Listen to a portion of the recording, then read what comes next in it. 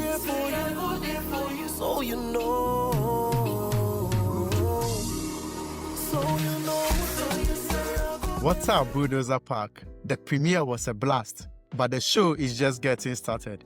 Remember, it's still the unfiltered breakdown. No boring stats and no sugarcoating, just pure passionate analysis with strong opinions. I'm your host, the Bulldozer, and I'm thrilled to be joined today by my wonderful and fantastic co-host, Adam. Now, fair warning to the Bulldozer Park. Adam is a die-hard Manchester United fan, so we might need to keep an eye on his bias. We have a blockbuster show for you today. We are breaking down all the massive fixtures in the English Premier League, and then we are heading to Spain for the biggest club game on the planet, El Classico. It's Real Madrid versus Barcelona, and we will give you our predictions and key battles to watch.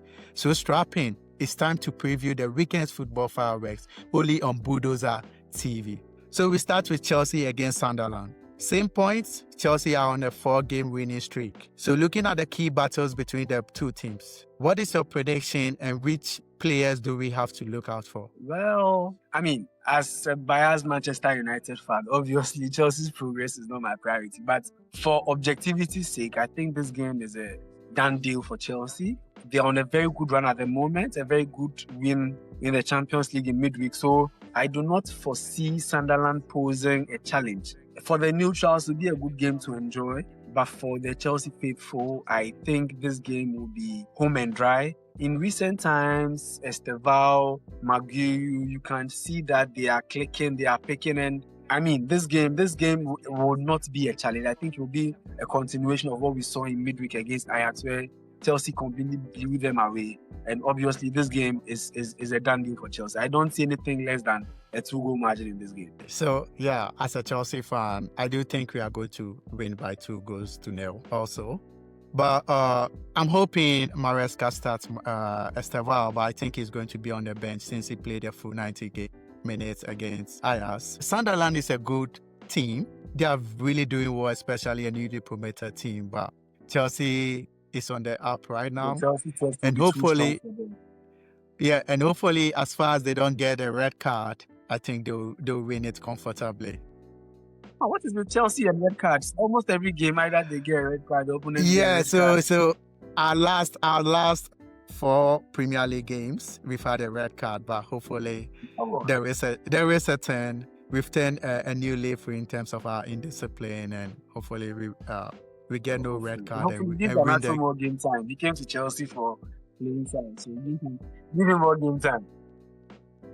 Win the game comfortably. So Adam and I are going for Chelsea win. So our second game is Manchester United against Brighton. It's the first time back-to-back Premier League games in Amorim's era. In the last 5 previous games between Manchester United and Brighton have the upper hand with 4 wins. Last season, they beat you guys home and away. So what do you think the key battles is going to be, and who do you think is going to come up on top? Well, for this game, Brighton have been a boogie side for United in recent times. And it's very, very, very shocking because, come on, this is a team that we were beating left, right, center. But all of a sudden, past 5, 6, 7 results, we've just had 1 victory. The rest are all losses.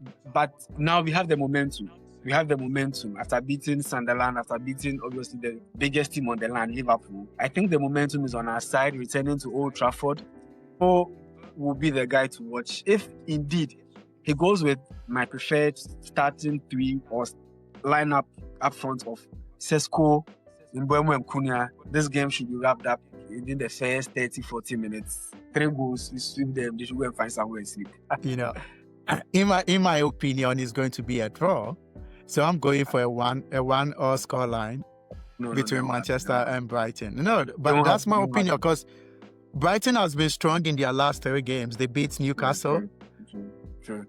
They drew with Liverpool. They drew with Tottenham Hotspur, and then they beat Chelsea. So, yeah, they've been up in their last 3 games. So that is why I'm going in for a draw. I get the fact that coming to Old Trafford in recent times has been a happy hunting ground for them, but not this time around. Not after we killing Liverpool off. The momentum is too strong. It's too strong to...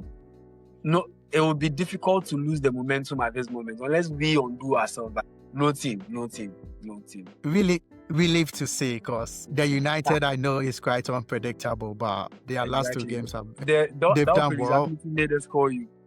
That predictability made us beat you. So come on. No, remember we had a red card in the first 5 minutes. Well, the game started So- 11 apiece. No, but we The had game a red started card. So 11 that apiece. there is a caveat with that. We are still on top of you, so you better shut up. Don't worry. Okay, so our third game is Brentford, who is at the 13th position on the league table, against Liverpool, 4th position on the league table. Liverpool has lost their last 3 games by the same scoreline, which is 2-1, beaten by Chelsea, Manchester United, and Crystal Palace. Yeah. Can Brentford make it a quadruple of Premier League losses at the GTEC Stadium? Should Hopefully they Musal and yeah. So what do you think is what is your prediction for the game, and who do you think? I hope Brentford beats Liverpool by the same scoreline, 2-1. I hope, Okay, because so you are Liverpool. Oh yeah, I'm going for a Brentford win, 2-1. 2-1, easy, Okay. easy. so this is the Hopefully, I'm the Brentford that turned up against United is the same Brentford that turns up against Liverpool. They shouldn't come and be selective in their beat them fair and square, 2-1. So there's a problem I have with Liverpool. Do you think Mo Salah should start the game, or should it be benched? Because they benched Mo Salah against Frankfurt and they won convincingly. And also, one thing about Brentford is they are not Frankfurt. They wouldn't play to the liking of Yes. Arne Slot. They are going to go in for the long throws, and they are going to be stronger than Frankfurt. So, in your opinion, do you think Mo Salah should be benched? This is sometimes the kind of problems as a coach you don't want to have, because undoubtedly Mo Salah is the best player at Liverpool, highest paid. So obviously all the statistics point in starting Mo Salah. Now you have a situation whereby your best player is not performing, or the system is not bringing out the best in your best player. Because mind you, this is one of the very first time where he's playing with a typical out-and-out forward who wants to score goals. Previously, you had strikers who didn't mind dropping, doing the hard work, thereby allowing him space for him to enter into those places. And now he has to play as a winger, giving the ball. So rather, instead of being at the end of it, you rather have to be the one creating. And we haven't seen over the years that strength with Salah. He is better off finishing the move rather than starting it. So having to readjust his game at this age will become very problematic. You see, what will be a problem is if he starts and Liverpool loses, and then the next game they play, he doesn't start and they win. Then, as a coach, you have a big problem. You have a big problem because, and the EPL, they will find you out easily. I mean, knowing very well that this is how you play. Yes, the EPL they will find you out easily. They won't give you time to adjust. So it is a very difficult problem for Arne Slot at the moment, because do you bench your best player to get the best out of your other players in the system, or you keep your best player who is not ideal for your current system? Because if you watch the beginning of the season, they were not winning convincingly. They were just getting last minute victory. So you could see that their wins were not convincing. And to the extent that they are on a decline, it becomes difficult adjusting with that same system. Something has to give. And just like we saw in midweek, Mo Salah being benched became the best thing that could happen to them. So I think for this game, if he benches Salah, it gives him a better chance. But knowing he's the best player, that's why I think Brentford will win this game. Okay, so this is something I've been going about with Mo Salah. Most of my friends think I hate Mo Salah. But Mo Salah has always been a moments player. He doesn't dominate game. If you watch him the whole 90 minutes, he never dominates game.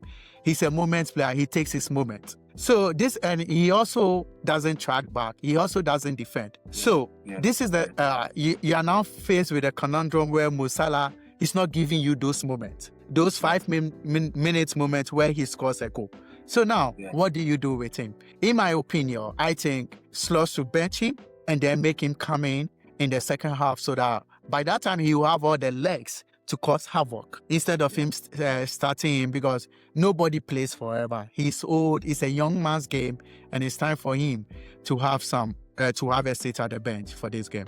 So, problems are in levels. He's still their best player regardless. So this is where, as a coach, you need to show your mettle. You need to prove that indeed you are a proper manager.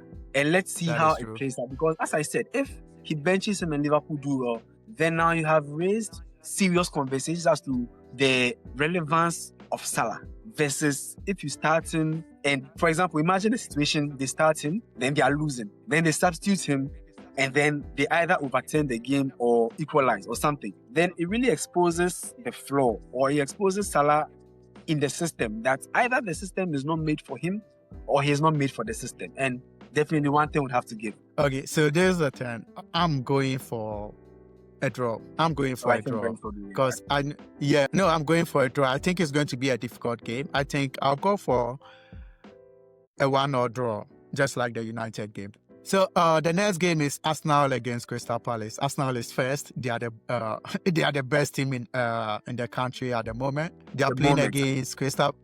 Yeah. They are playing against Crystal Palace, who is 8th. They are also a very good team. They've had 1 or 2 blips in their last 2 games. Especially, they lost to Lenaka in the Conference League, which was awful. Yeah. It shouldn't have happened. But so Arsenal can win ugly and they can win nice. Like, I hate watching Arsenal currently because of their long throws. They play very boring football, but they are quite effective. Exactly. So, do you think will Arsenal win ugly with a corner kick or a throw-in, or could Crystal Palace bounce back? This is the type of game where you cannot predict because you know what to expect, with the fact that you don't know what to expect. Because Crystal Palace started the season very well. They have been a relatively okay side. It's unfortunate in midweek they fell, but Arsenal are doing something this season. They are winning ugly. They don't care about the beautiful. No. Arteta has learned a lesson that beautiful football will only get you praises, but it won't win you trophies. So now he's being pragmatic. I won't be surprised if even at the Emirates, Arsenal may even cede possession and try to even sit deep, low block, and wait to hit them on a counter, because it is not necessarily beautiful football that will get you the result. It is effective football. And Arteta is in that phase of the project where he's gone past playing beautiful football. Beautiful football has not brought in anything. So he wants to be 5 years without a trophy. Exactly. So he just wants to be pragmatic. I mean, Arteta would take a cool 1-0 win over 3-2, 4-2, 4. No. He would just want to be pragmatic. 1-0, we close up shop, leave the rest for Palace. So you are going for Arsenal win? Oh, I think Arsenal will edge it slightly. Personally, I wish Palace will win or a draw. But for objectivity's sake, I think Arsenal will beat them. Yeah, I'm going in for a 2-1 win for Arsenal. So our next game is Aston Villa against Man City. Erling Haaland is in the form of his life. No one is stopping him as he keeps banging in the goals, left, right, center. And Man City are playing well, although they still do have issues with their backline, but they look like one of the Premier League title favorites. So do you think Aston Villa can pull a surprise since they've been having this kind of dodgy score lines? They shouldn't waste their time. They won't. Yeah, because midweek they lost to go ahead Eagles, which was Eagles. I mean, terrible. Terrible. So you are going for Man City win and Erling Haaland continuing his streak. Anytime goal scorer. Erling Haaland, anytime goal scorer. Okay, so I'm also going for Man City win. I think it's going to be a 2 Man City will blow them away with cheeky ease. Okay, so now the next game is Everton Spurs. Who are you going for? I think Everton can do a job at home. Spurs, their last game wasn't too beautiful. No, they've been playing boring football. They have no cutting edge. There is no goals in the Spurs system. They just pass the ball to Kudus for him to work magic. I mean, you can't use hope. And hope is not a formula. Hope is not a formula for winning games. So I don't see. I think Everton can get a cool 2-0. 2-1 victory over Spurs. I don't see. Well, this is the EPL. That's the beauty of the EPL. But I don't think Spurs can be a threat to Everton currently. Keyword currently. Yeah, I think Everton will edge it by a goal to nil. So Bournemouth Forest. Bournemouth is one of the dark horses of the Premier League. They are really playing. Semenyo is in top form.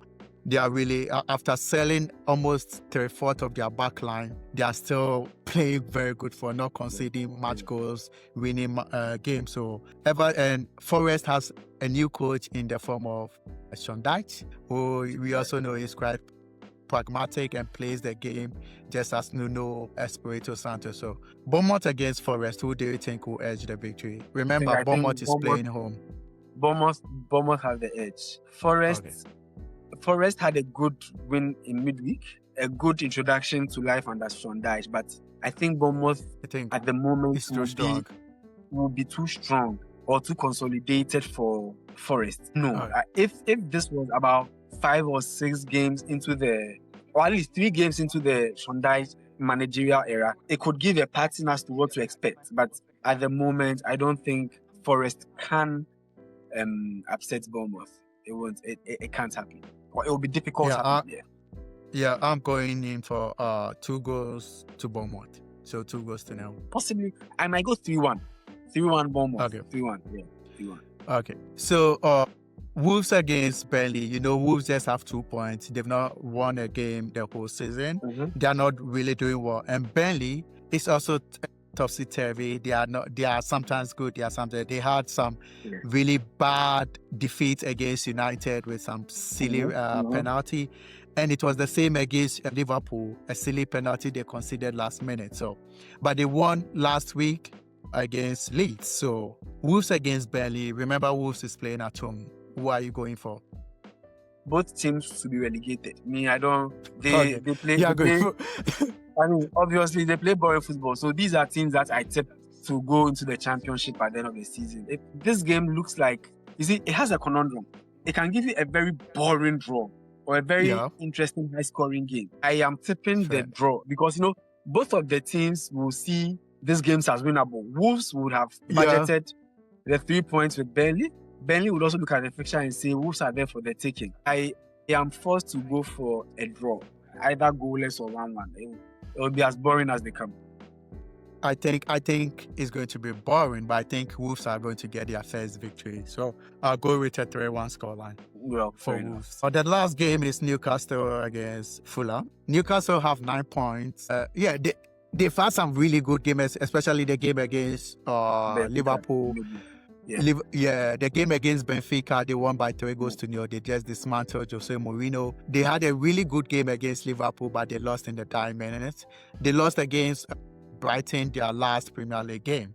And Fulham lost against Arsenal, which was meant to be. So Fulham is quite an organized team. And this game is it could go anywhere.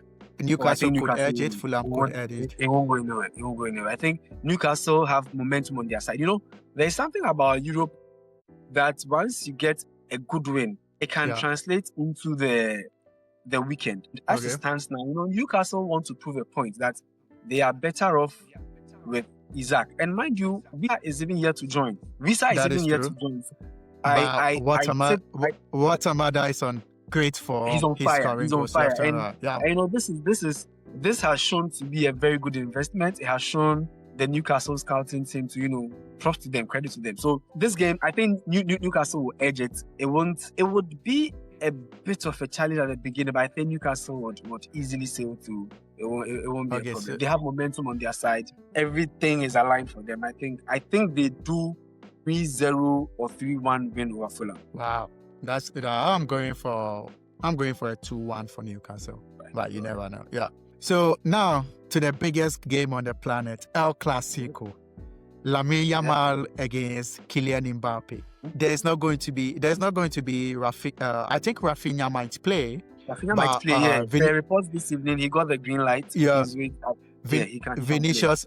So Rafinha against Vinicius, and then you have the midfield battle. So you know, after watching Real Madrid's Champions League game against Juventus, if before the game I would have said Real Madrid would win because Barcelona playing a hard line and they are being caught with intelligent players just breaking their line easily. You watch their game against Sevilla where they were dismantled. Even against Girona, if Girona had Kylian Mbappe or Vinicius, they would have dismantled Barcelona. So after watching Real Madrid against Juventus, and you know Real Madrid also struggled against a big team, they were dismantled against by Atletico Madrid. So previously I would have gone for Real Madrid, but now I'm at loggerheads. Should I go for Real Madrid? I go for Barcelona.